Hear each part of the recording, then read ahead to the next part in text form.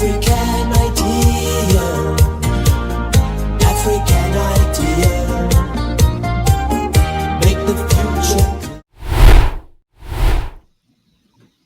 Hey guys, I'm Taku Day from the Young Africa Network, and as always, we're having conversations with interesting individuals from around the world who can bring new insights and fresh perspectives into how we can apply ourselves as African leaders, grow our causes, grow our missions, and be better people around.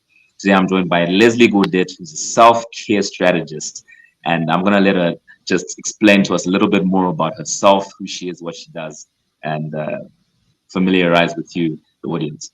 Hi, Leslie. How are you doing? I'm good. Thank you so much for having me on today. This is a real pleasure.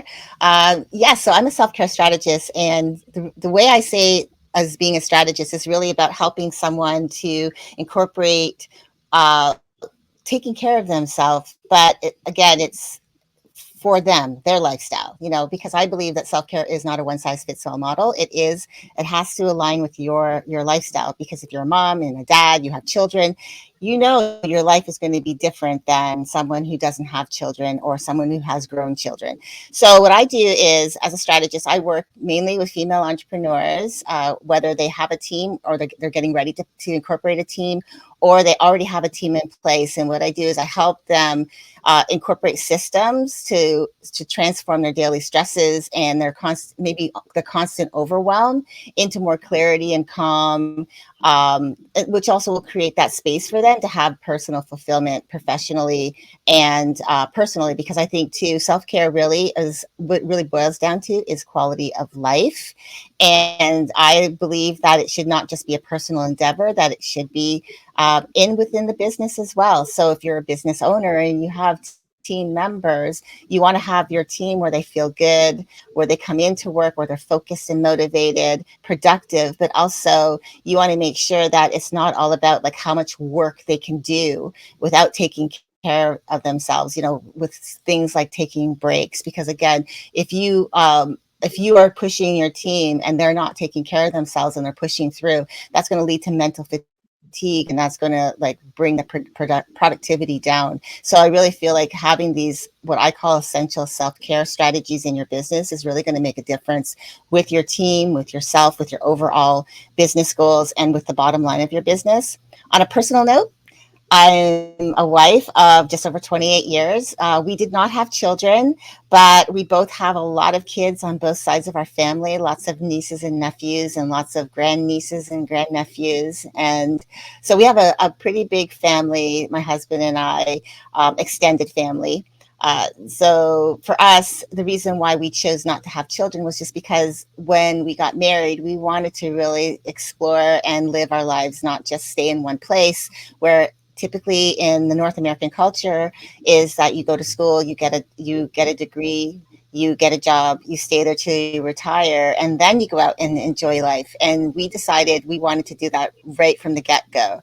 So within our marriage, we have moved around multiple times, different places, and we've been living mostly in Canada, the USA, and we've spent a couple winters in Mexico, and we're looking to go back again. And that's just because we feel like life is about creating those experiences and enjoying life. I mean, we weren't just born to work. We were born to experience life and to connect and have community.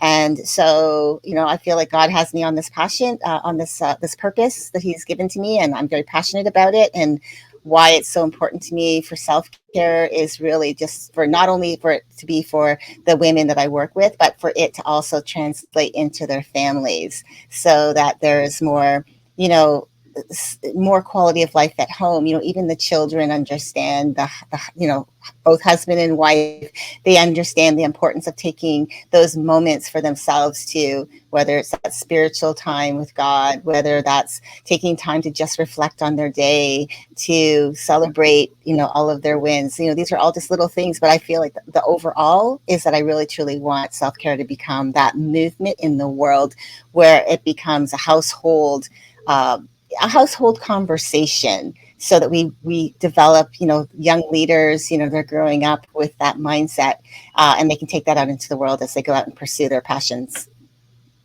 So it's really great to get to know you, to get to meet you, Leslie, the person, and that that includes that element of self into it. And just to go back more into that self, um, I know I'm going through the same journey, the same transition where there's usually some type of event, some type of revelation, something that opens you up to this concept of self and self care. So, how did your journey with and your passion for self care start, and what triggered that? Yeah, so for me, it started because let's go back a little bit in time.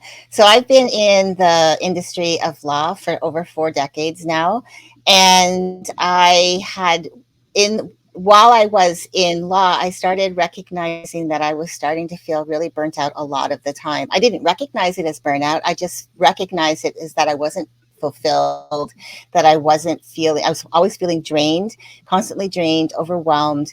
I also felt unappreciated many times, but that's complete. That's just really a lot of like how I was viewing myself. Like a lot of that came from how I talked about myself, how I felt about myself, and I had to go on a transformational, I would say, journey of self love to learn to love myself and be able to love the person that I am, the woman that God created me to be.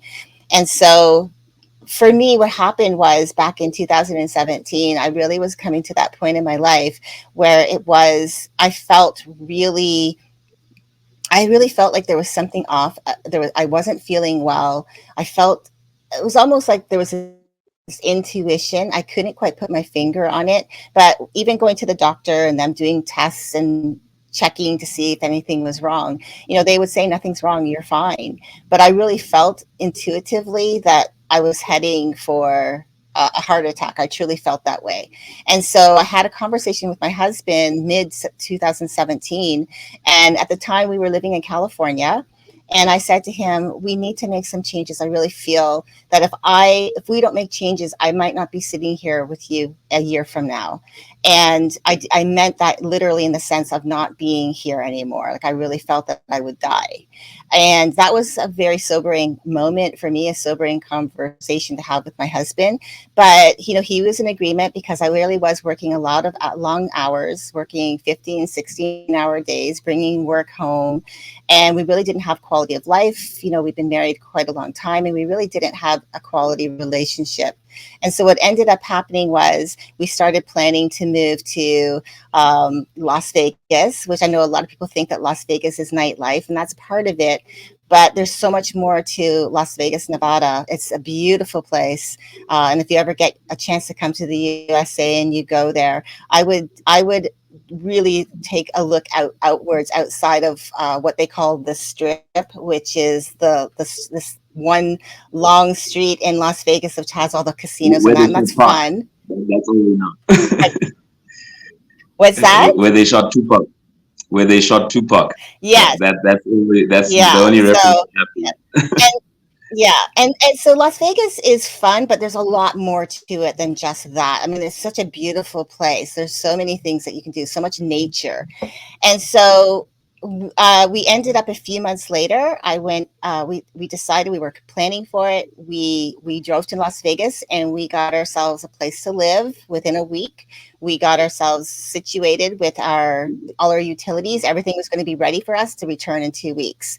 And then I went back to work the following Monday and I gave them 2 weeks notice. And I had no plan other than I had one, I would say they call it like a Hail Mary, when it's just like you hope that it's going to land.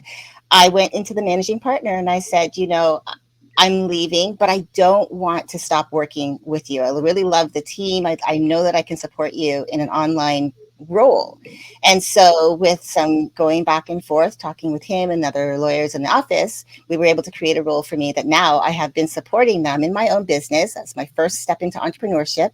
And I've been doing that since March of 2018. And that is what happened, is that I made a radical move and I took back my time, because that was where I felt, and I don't know if any of your listeners can relate to this, but I felt like I was a slave to my time and that I had no quality of life. And again, that was my very first time of actually putting myself first. So that's where it started. I love that you know you took control of your time and you took control of your own fate and destiny as well. You know, I'm a big believer in not waiting for someone else to tell you this is the way to go, someone else to make your dreams happen, but you have to take action towards it, and sometimes it's scary, drastic action. So, very impressed with that. I'm going to ask you a lot of questions and just to dispel some myths. So, I'm going to give you context into the environment that I'm talking about.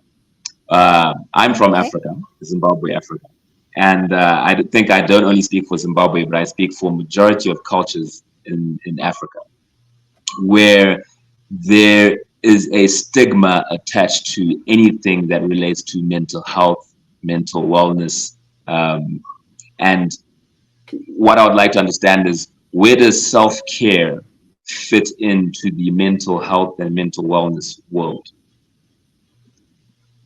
Yeah, I love that you brought that up because it really is, that is true. You know, that's the same here in the USA. You know, mental health, unfortunately, there are stigmas against it. People are afraid to come forward to say that they're struggling or that they need help around that area because it's not really supported. And you can tell also that it's not really supported in some of the legislation and how they, you know, some of the bills that are written, you know, for the healthcare as well over here in the United States, that they don't really support people that are going through some of those struggles. And so for me, self care, the way I look at it, how it supports someone who might have challenges, you know, emotional challenges, mental challenges, is that it's a way of understanding to, first of all, surround yourself with a community of people who support you. So I truly believe in community 100% is probably one of the biggest self-care moves you can make, is to surround yourself with good people who support you and encourage you and inspire you to be your best self. But also that you can go to having maybe even that, just that inner circle of people in your life, which I do. I have incredible people in my life that when I have those moments of doubt, or I need, you know, I want to talk through something, you know, if I'm going through something emotionally, is that having that circle of people in your life that you know support you 100% is really important. And I think that's a self-care moment. The other thing too is, you know, I always bring back God into the equation because for me, everything that's happened in my life, every person that's come into my life, I believe has been through His divine guidance. Like He's brought people into my life. He brought, you know, my previous client who introduced me to you into my life so that I could be on this podcast speaking with you. I think it's great that we have this tool at our fingertips, this internet, being able to speak to each other from across, you know, across the world. But I think, yeah, for self-care, when it comes to mental health, I think it's really important that if you can't get that support from your government, look for your communities that can actually support you. That actually, there are a lot of communities out there that support you, and then start surrounding yourself with people in your life that you know support you and that you can go to when you need to, when you have those moments where you need to talk to somebody. Because I think there's nothing worse than isolating yourself because you feel stigmatized by something that you're going through. It's much more harmful that you do that to yourself than it is for you to actually just speak up and be open and vulnerable and get that support. You'll feel better afterwards. And you know, in your space, obviously, you speak to a lot of people. A lot of people reach out to you. And what are the main sort of cases you're dealing with? What are the main cases you're dealing with, and generally the symptoms that come with them? What do people come to you with? Yeah, so a lot of people don't recognize the term burnout. They've heard the term burnout, they understand what it means, that it's really about just that emotional, physical exhaustion. But most of the time, when if you would ask someone if they're burned out, unless you have the conversation, they're not going to readily admit that. They will, though, say, I'm really tired. You know, I had a conversation with someone who's a coach, who's a friend, who's in an inner circle of mine, and she was experiencing irritability. She was really tired, even though she was, you know, going to bed at the same time. But she found that she was having sleepless nights. She found herself feeling less motivation. She felt like she was procrastinating a lot. And as we were discussing all of these, which are the symptoms, I said, it really to me sounds like you're burning out. And so we started talking about what she was doing for the past couple of weeks, and realized that in the things that she was doing, she didn't recognize the fact that she had been pushing herself. And that's why I was saying, like, when I talk about quality of life in the business, and it's not all just about productivity, there has to be that thing in place where you say, okay, I'm going to encourage my team members, I'm going to encourage myself to take breaks every 60 minutes or every 90 minutes, and get up and get out. If it's a 10-minute break, if it's a 30-minute break, and just really, really, really encourage that, because you're going to get more focused, energized people working with you when you actually embody that mindset. So again, symptoms like procrastination, irritability, overwhelm, isolation is another one. Because you find that you're not asking for help, you're afraid people are going to judge you. These are all really symptoms of we're starting to burn out, and we're afraid to ask for that help, and we get stuck. So that's what I've had, people wanting to have, one of the things that has been said to me is, I want to feel good about myself. I feel like I'm living, a quality life. Like they've said that. And it's really like when you start going in deeper, you start finding these little clues, because there's always clues. It's just recognizing them. So I will argue that this is a state that I constantly find myself in as an entrepreneur, as a business person, someone who forges their own way in life. I think this is something that you frequently go through. So what I'll ask you is that, is this something that you can sort of like work through, because you go through a patch of doubt, of lack of motivation, of boredom, of frustration, and you work through that and find yourself in another patch of motivation and go back to a patch of frustration? Is this something you can work through? Or are there people that just have chronic burnout, that are just always in burnout phase and somehow wake up tomorrow and just keep on going? Is it something you can work through, or will you eventually experience? I absolutely believe that you can work through it every time, because I've been in burnout many times. I've spoken with multiple women who've experienced burnout multiple times, and they've worked through it. It's really not something, again, I want to reiterate, self-care for me is not just like, okay, you go through a program and that's it. You never have to address it ever again. It's a lifestyle choice. So there's going to be moments where you're going to it's something about self-awareness. You're going to go through things multiple times. You will find yourself multiple times even having to correct yourself, and that's okay. It's the self-awareness piece that you start noticing more often. Oh, I'm doing this again, so you can course correct.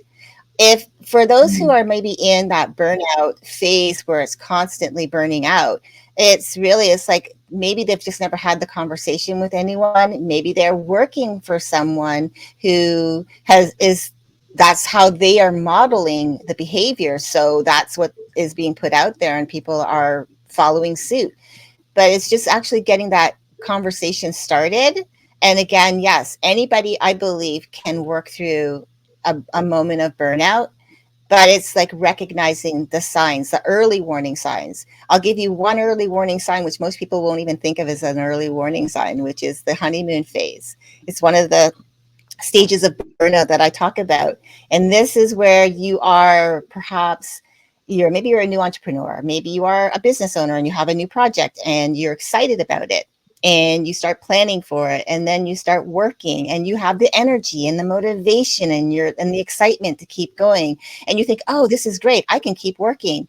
And so maybe one day you work 4 hours straight and you don't take a break, or you work 5 or 8 hours straight and you don't take a break, and you think, oh, I did okay, I'm pretty good. And then you do it again the next day, and then you do it again the next day, and then you do it again the next day, and you start feeling the onset of stress coming on, because now you're starting to feel stressed about it.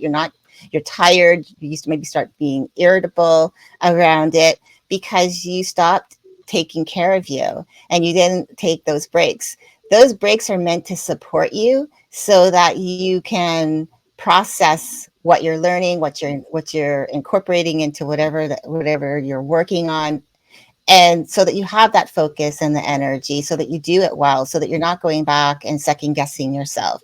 I think it's really important that people recognize that. And so that's a stage that most people don't recognize. It's, oh, like, I mean, I feel good.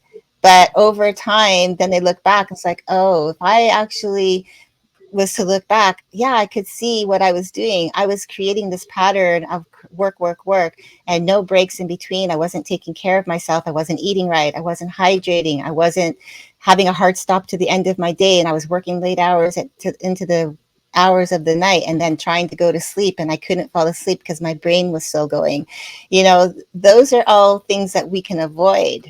But, if you're in that beginning stage, that's when you have to have those things put in place so that you won't do that to yourself. But it doesn't mean it won't happen. It's happened to me again, and I'm a self-care coach. So, it's a lifestyle choice and you have to be aware of it. And with you, do you notice this being something that is more prevalent to particular personality profiles? So, for example, someone with ADHD, are they more likely to experience burnout than someone without? Is it something that happens with more outgoing people, more hardworking people? Generally, what do you see there? So I'm I'm not 100% sure with ADHD. I can imagine that it could probably come down to the one trait I think that a lot of people, whether you're ADHD or whether this is just a trait you hold to yourself, but perfectionism, trying to do everything perfect. And I was listening to actually a podcast yesterday, one that I've been following, and one of the guest that was on the podcast said that perfectionism is a certainty, meaning that that person who's working towards something, it has to be a certain outcome, it has to be a specific outcome. And a lot of people who are perfectionists, who it has to be perfect, they can be that high achiever that is looking to make sure that they have maybe that external validation, but also if it's not good and if it's not perfect to them because they have a specific outcome in their mind, they might not start it. They might just scrap the whole idea altogether, or they will maybe procrastinate and take longer to finish it, or they'll make mistakes along the way and then have excuses at the end of why it didn't work. And there's no such thing as perfect, right? We'll never be perfect as human beings, but we can always work towards progress. We can always work towards creating the best that we can. And I think when you have, like, maybe you have ADHD tendencies, or maybe OCD tendencies, or maybe you have other neurodivergent things that are happening in your life that that really affect you when it comes to how your work day goes. It's really just, I think, being aware of it and actually talking to other people. That's why I say community is so important, is surrounding yourself with people who understand you, like what you're going through. So if you are ADHD or you are OCD or you have other neurodivergent qualities, and maybe you go to a neurodivergent community. Maybe if you are someone who is maybe an introvert, I know a lot of people who are introverts. Well, maybe you go to communities that support that. It's just really finding the support. I think that's where you'll get a lot. You will get what you need from those communities, in that they'll support you because they understand you, but then, and having them to help you work through it. But it doesn't mean, I don't think that any one type of person goes through burnout. I just think I think everyone, in my opinion, has had some sort of burnout story. They may not just have recognized it as burnout because we live in such a fast-paced world. So, yeah, to answer your question, it's really hard to say. I don't think you can really pinpoint that it's just one personality type, because I think anyone, even someone who's introverted, who has the fear of being in bigger crowds or talking to people, it's just learning how to use the skill sets they have, or using their neurodivergent um, background to help them to do the things that they want to do. And so, yeah, I guess yeah, to answer your question, it's really hard to answer that question because I don't think you can really put anyone in a box, like just one person. I'm gonna do more boxing. So you Okay. work specifically, primarily with women. Is there a reason why Hmm. you chose that route? Is it more of a personal reason? Is it for a professional reason where you see there's more need in that space? And is it common for men to get burnout? Does it mean there's something weird about me? Break that myth down for us. Yeah. So I work with women primarily because I'm a woman, so I know myself and I know how women are. Um, and I know that as women, we're, you know, when you look at it, like men are like the gatherers, like traditionally the gatherers, the leaders of a family, and you have the women who are the nurturers or the caregivers of a family. A lot of the time women don't put themselves in that category of being cared for, and that's why I wanted to start with women, because I thought if women are going to be the caregivers or nurturers of a family, where people a lot of the time, your children are going to mom when when they're sad, when they're upset, when they hurt themselves. They're looking for that comfort.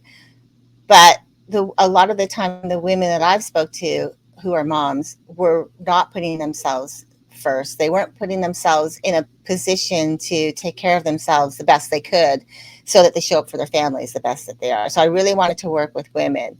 And the reason why too is because I know that from my own experience and from the women that I've worked with, that when we work on ourselves as women because of who we are, what we do and how we show up in our relationships, really does translate. It does how we become this newer version of ourselves. We feel better about ourselves, and we are interacting with our families in a much more loving way because we are not feeling that resentment of not taking care of ourselves and feeling taken advantage of, because that's a common thread that some women have told me.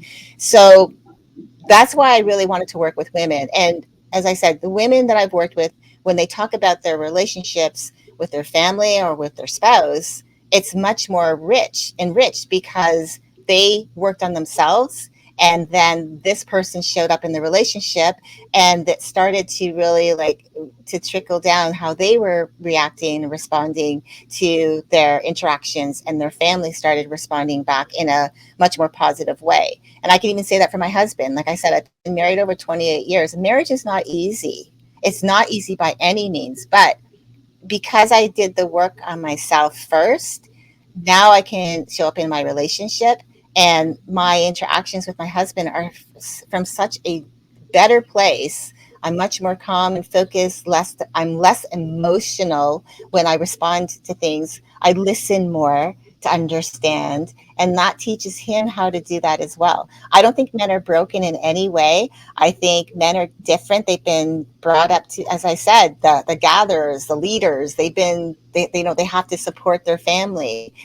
I feel men have do go through burnout, but I think it's a different way. But I also think that they might not look at it as burnout because they've been taught to believe that you have to be aggressive when you go out and you pursue your career, or you're opening a business, and you have to be more aggressive, or they use the word assertive, but that becomes more meaning around aggressive. So that's just like my own personal beliefs. I don't know if it's right or wrong, but it's just in my own interactions.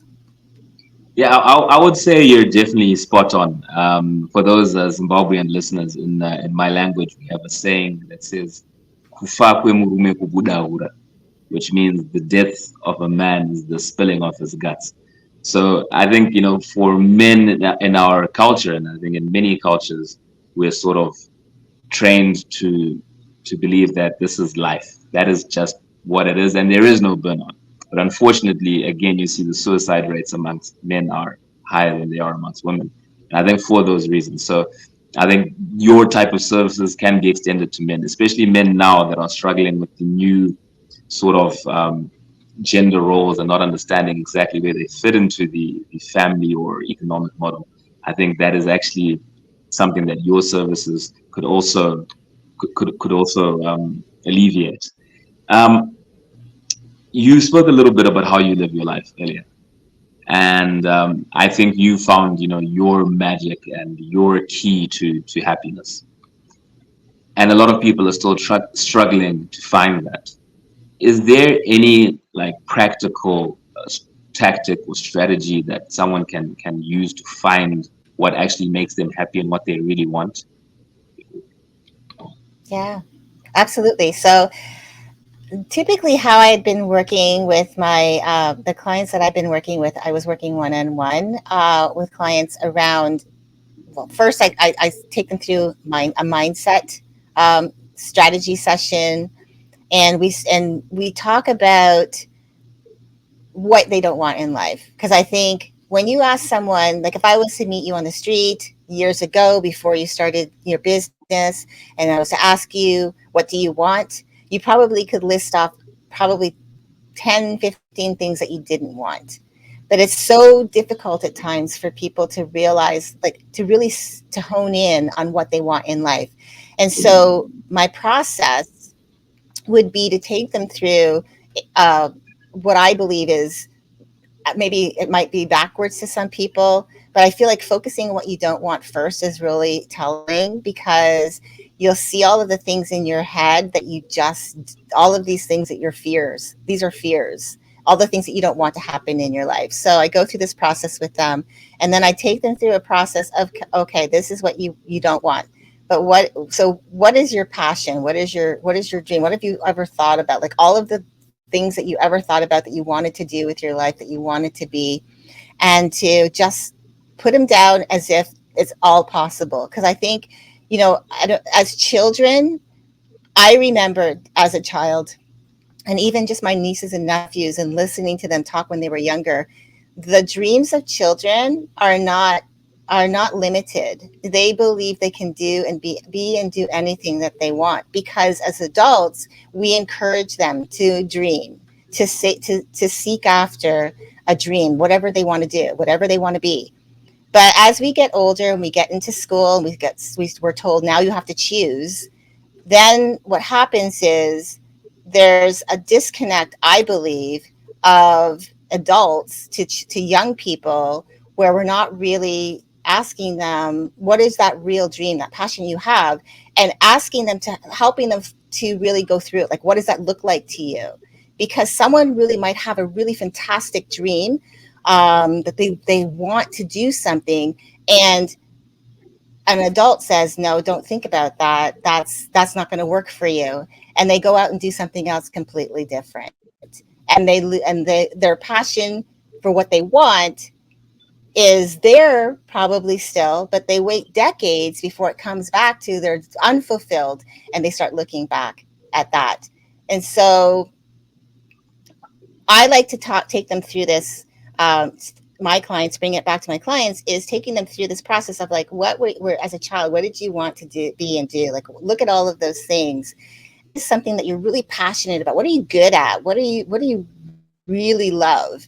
And being able to help them to look at that, and then we start looking at the beliefs that they can't have it, because there's always going to be beliefs that we can't have something. And so, as an example, I'll use myself. I grew up in the 60s. So I grew up during the civil rights movement here in the US. I was born in the US. I didn't grow up in the US. My mom and my father didn't stay together. My mom took me back to Canada, and I grew up in Canada with my other brothers.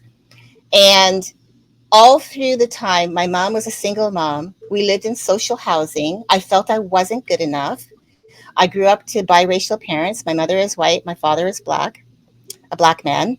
And I felt like I wasn't good enough, because here I was, all of my friends had both parents, they lived in big houses, they always had money, they always were able to do things. I was there, but I always felt like I didn't really belong. And I took that into my adulthood, and I went after everything I wanted fiercely. Like I wanted my career. I went after that fiercely. And I got everything that I wanted in my career, but I still didn't believe I deserved it. Yeah, I felt like even though I felt I worked and fought tooth and nail to get everything that I had, I believed that I to keep it, I had to fight equally hard, that I wasn't deserving of it.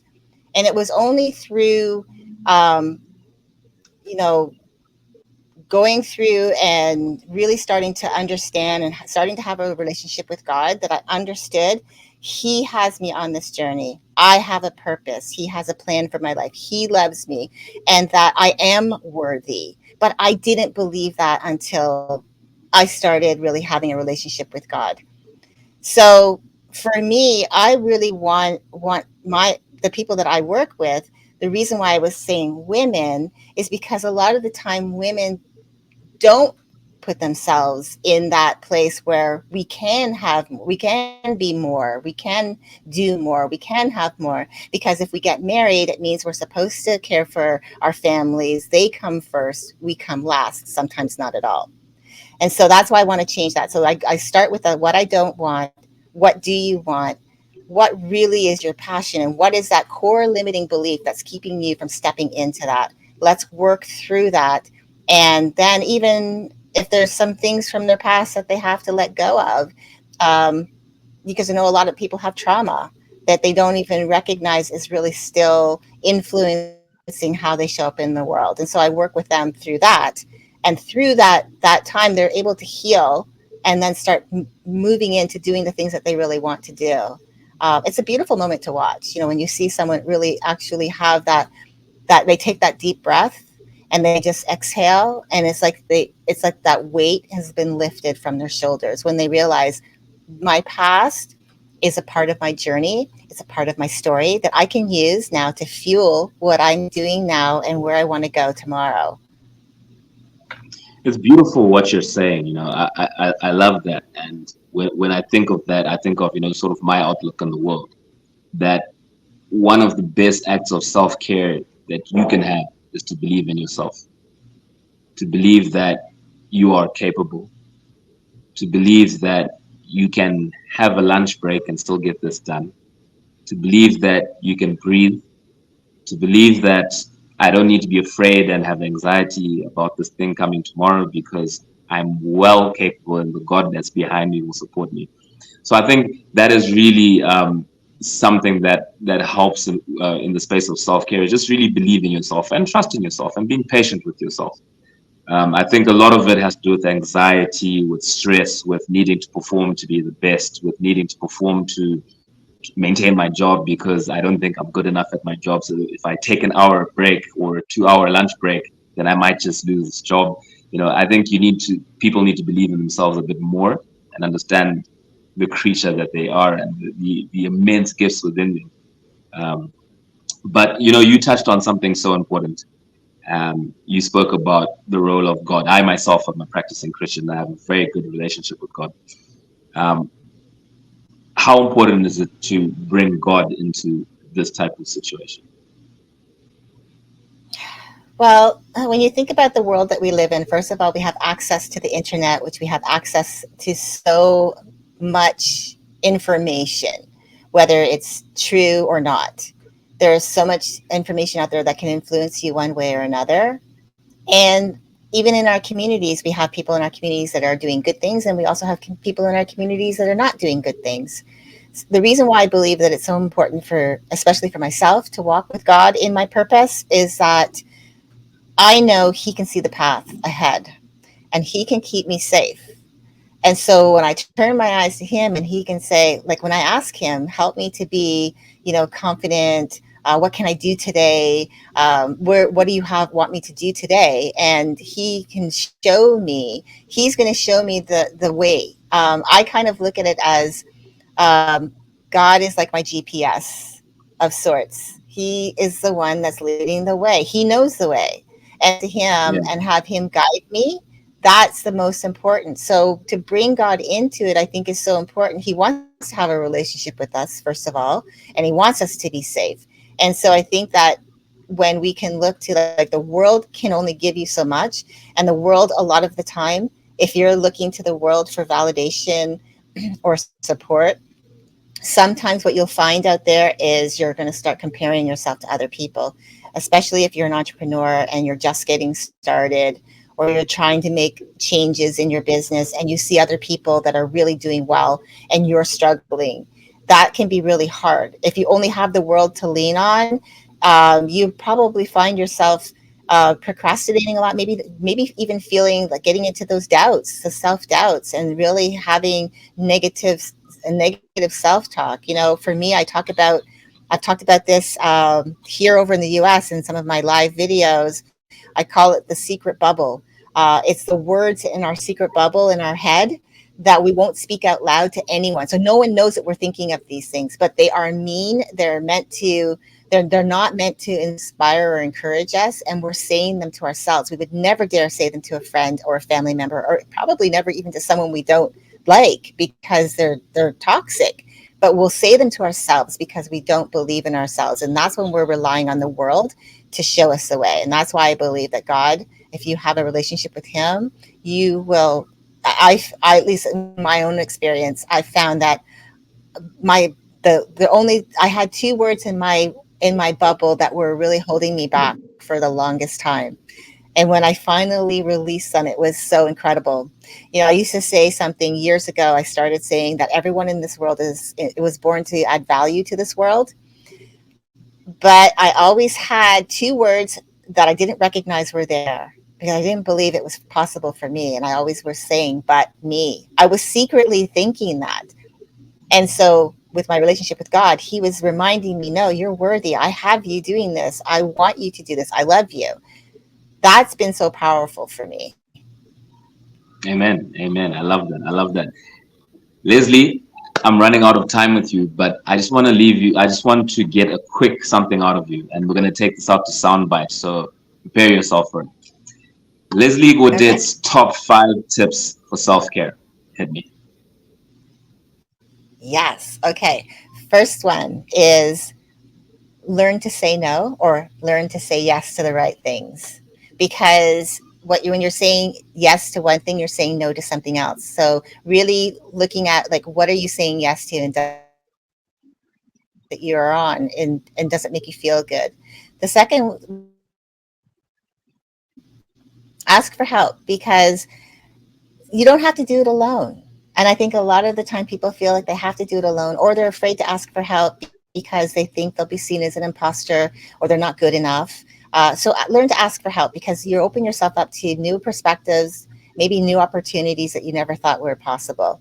The third one is take those breaks. So important. Do not push yourself beyond your limits, or don't push yourself just because you feel you have the energy. Learn to take learn to actually take those breaks, because those breaks are going to support you, so you come back more energized and focused to work on your project further. Fourth one is have a hard stop to your day. Do not work till the wee hours of the night thinking that, oh, I'm just going to work on this 5 more minutes and then try to go to bed, because we all know when you try to do that, well, at least for myself, when I tried to do that, I would go to bed and I couldn't stop thinking about what it was I was working on. So have that hard stop. Even if it's like an hour before, allow yourself to just unwind. And the fifth one, I truly believe is the most important one, is really look to God. Like, that to me is the most important for me. He's the foundation for everything. So have a relationship with Him and allow Him to guide you, and you won't go wrong. Amen. I love that. Leslie, thank you so much for your time. I really appreciate chatting to you and picking your brain on different topics and getting a bit more insight into what self-care is and how we can apply that to our lives. Just for the people who are listening, how can they get in touch with you? Yes, so you can get in touch with me. Well, I'm on Facebook. If you want to get in touch with me on Facebook, my name is Leslie, Leslie Gaudet, Gaudet. If you're just listening, and you can find me on Facebook there, or on LinkedIn. You can also check out my website at herextraordinarylifebydesign.co. If you want the things you've never had, you have to try something you've never done. So give self-care a try and see how best you can take care of yourself and propel yourself to that next level. There's pressures out there and we need to take care of ourselves to reach our goals. And whether it's economic, whether it's in family, or whether it's in faith. I'm Taco Dave. This is the Young Africa Network, and you can catch us next time where we're going to be talking to more people like Leslie who are giving us insights on how we can apply ourselves in our lives. If you like this content, please like and subscribe, support us, drop a comment below, let us know what we can do, what questions you have, or who we can get on. Thanks.